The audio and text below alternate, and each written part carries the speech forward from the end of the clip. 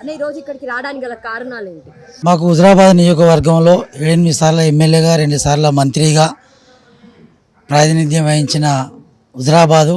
ఆ హుజరాబాదులో మాకు ప్రతి ఇంటికి కానీ ప్రతి కుటుంబ సభ్యునికి కానీ సారు చేసిన సేవలు ఎన్నో ఉన్నాయి. మొన్న బ్యాలక్ ఏంటంటే ఓడిపోవడం జరిగింది. ఓడిపోయినాక మల్కాజ్గిరి ఎంపీగా గెలవడం జరిగింది. ఎక్కువ టైము ఇక్కడ కేటాయిస్తాను మల్కాజ్గిరిలో.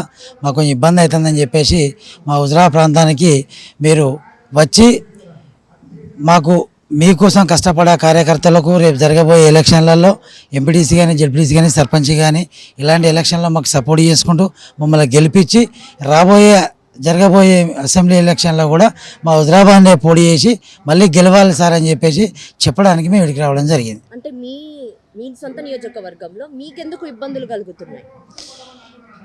ఇప్పుడు ఇబ్బందులు అంటే జెండా బీజేపీ వర్గం నరేంద్ర మోడీ అందరం బీజేపీలనే, కానీ కాకపోతే ఏంటంటే ఈటల మనిషి అని చెప్పేసి ఈటల వర్గం అని చెప్పేసి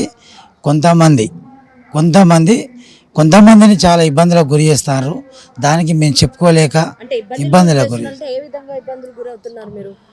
అంటే పార్టీలో పదవులు కానీ పార్టీలలో పదవులు ఇవ్వకపోవడం, అడిగింది ఇవ్వకపోవడం, మాకు మండల ప్రెసిడెంట్ల విషయాల్లో పోతే కూడా మాకు సహకరించలేదు.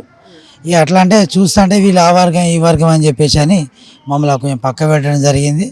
దానికి ఇక మాకు ఒక దిక్కంటూ కావాలి కదా, పెద్ద దిక్కంటూ కావాలని చెప్పేసి సార్ గారికి వచ్చి రిక్వెస్ట్గా హుజరాబాద్ కాన్ఫరెన్స్లో కొంచెం టైం ఇవ్వాలి సార్ అని చెప్పేసి కోరడానికి రావడం జరిగింది. అంటే మీ నియోజకవర్గంలోనే ఎందుకు ఇలా జరుగుతుందండి? హుజరాబాద్ నియోజకవర్గంలో